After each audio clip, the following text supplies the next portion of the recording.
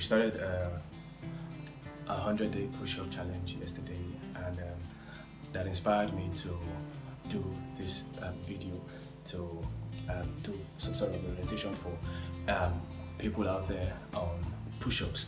I found out that quite a number of people, the vast majority of people that do push-ups, do them wrongly, and think that this may help you in getting informed properly.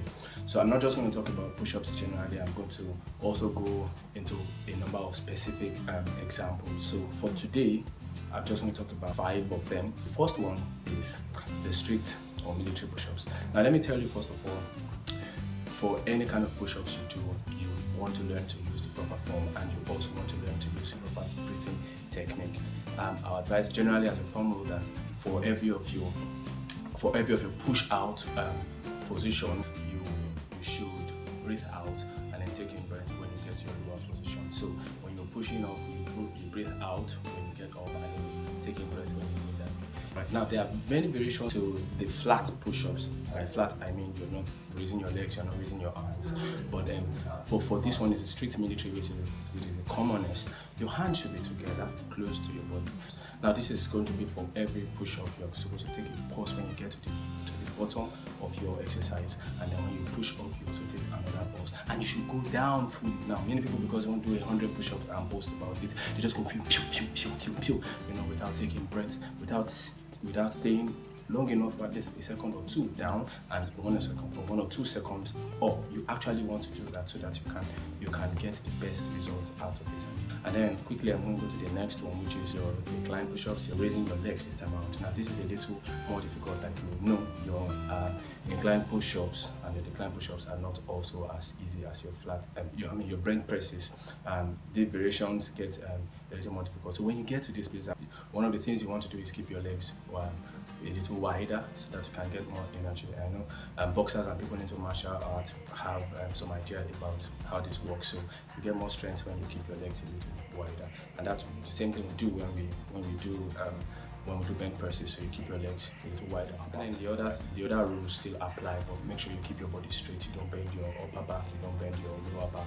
You keep your body straight through the whole process. Again, your hands don't want to be too wide apart. It feels simpler when your hands are wider, but you don't get as much result as you get when they're closer to your body.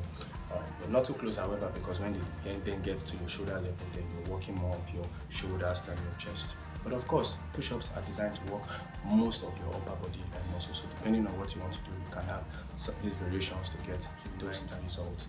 We have the incline push-ups, which are the opposite of decline bench presses. So you raise your hands.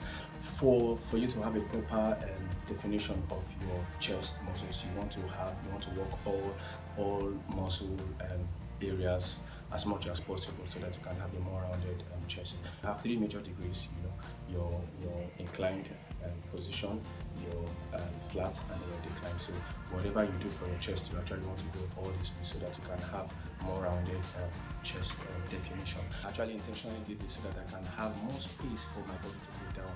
This is a variation of using the dumbbell presses. So it allows your chest to come even lower and then have more stretch, and so it gets more and it gives you more results than if you're just keeping a flat surface throughout. And the diamond push-ups. The diamond push-ups are also known as triangle push-ups. They are very, very, very useful for your tricep muscles, and your tricep muscles, let me remind you, are very important. They form more percentage of your hands. You need to work your tricep muscles more so that you can get that better looking hand. And this is one of the exercises that isolates, to an extent, so to a certain degree, that isolates the triceps. When you do this, you want to keep your hands very much close to themselves and form that diamond. That's where the word comes from the diamond shape with your hands and your palms. Your palms hit the floor, and you bring your face as closely as possible to your hands.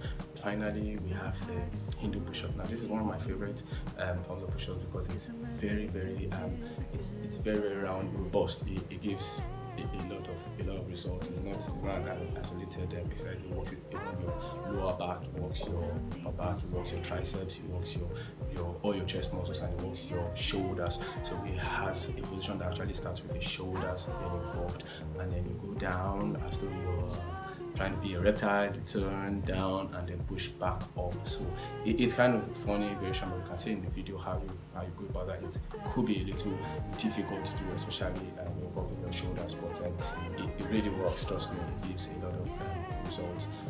So that's it. I've talked about your flat push-ups, your decline push-ups, your incline push-ups, diamond push-ups, and your Hindu push-ups. Alright. If you have questions, you can always send me a message.